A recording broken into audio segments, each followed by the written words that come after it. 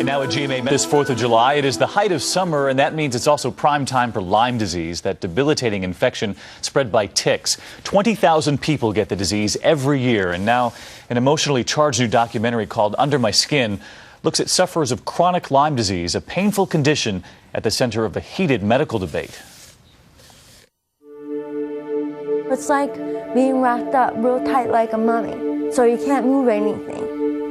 And then having tape across your mouth, so you can't say anything. I went from being like a gifted athlete to, there's times it's hard to put a shirt on. I used to do ballet.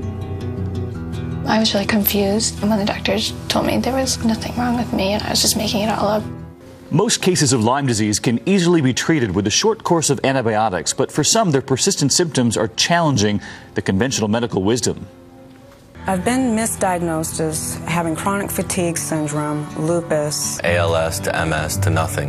There's no medicine for someone like you. You're an attractive girl, and obviously you don't feel like you're getting enough attention. What's gonna happen to me? What's gonna happen to me? I don't want to die. Patients like these say they're suffering from an ongoing Lyme infection, but doctors hotly contest whether chronic Lyme disease actually exists. Doctors' groups are at odds over the scientific evidence here. We want to help people who are suffering. That's our job. But our job is not to make things up just because people want answers. We look at the scientific literature and we try to guide their doctors. There's plenty of science that supports persistence of Lyme disease. And it's a broader perspective and interpretation of the science. It means that many people who could be treated aren't, and go on to suffer chronic illness, and that could be avoided and prevented. Further complicating the problem is that there's no reliable test which tells you if the Lyme infection is still present in the body. And doctors strongly disagree over long-term antibiotic use, which is often prescribed to these chronic patients. In clinical trials, the results have been mixed, and for some, it's been fatal. Sometimes doing the wrong thing is worse than doing nothing. It's better to find out what's really going on and address that and treat it. Is the risk of the disease worse than the risk of the treatment? If it is, then we want to treat. If it's not, then we don't. It does seem to help some people when you use a well-planned strategy. And for those who are suffering, they say it's clearly worth the risk. 6 months into the Lyme treatment, it's without a doubt better. I mean, there's no question on my mind. But I feel like I'm getting back to being myself. By the time you're so disabled by the disease, you're in a panic state. You want help, it doesn't matter.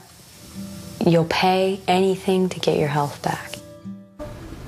And so we're joined now by Dr. Marie Savard. Doctor, it's always great to have you with us. And I know that Lyme disease is detected in all 50 states, worse in some areas than in others. But where does this debate over chronic Lyme disease stand? You know, doctors still don't fully agree, but they're doing a lot of research, and that's what's important. But the bottom line is people are suffering, and there's some people who have the continued symptoms, as we saw in the tape, and we don't have an explanation. But they're looking for a cause, maybe autoimmune, maybe a persistent infection.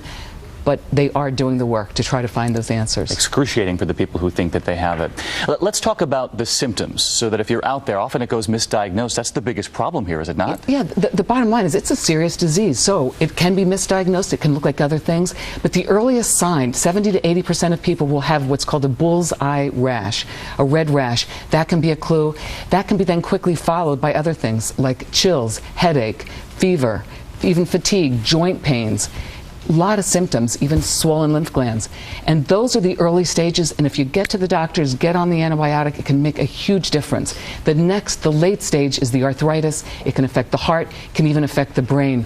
So it is a serious problem and something that we have to be vigilant to. I mean, it's the most common insect type of infection that you can acquire in the United States. And those initial symptoms that you mentioned are so common for so many different things. You can see why people misdiagnose it or let it go. Well, first of all, you have to recognize if you've had a tick or if you're in a tick-infested area. You really have to take the precautions, because if you've removed a tick, you can have symptoms anywhere from 3 days to 30 days. That's when that red rash can develop. The rash is actually typical enough. Looks like a bullseye. Your doctor can make a diagnosis. You don't even need blood tests. They ought to get you right on antibiotics. Okay, you talk about that bullseye rash. The symptoms that go with it come afterward. What do you do to treat it? Can it be fully treatable? Absolutely. Antibiotics work. The earlier you start antibiotics, the better. If you have that tick on you more than a day and a half to 2 days, ask your doctor for a single dose of antibiotics, and that can get rid of it, can prevent it. Beyond that time, you need to take at least 2 weeks and sometimes as much as a month, depending how serious and how far along it is. You mentioned the tall grass and other areas where you should expect that ticks can be living, but what do you do in other ways to prevent this from happening in the first place? Common sense kind of precautions. First thing, wear clothes. Long clothing, tuck in into your pants, tuck in the long, pants into the socks. Cover yourself. Check every day. Look for ticks. They're tiny little sesame seed type things. Look for them. Spray 20 to 30% DEET insect repellent if you need to.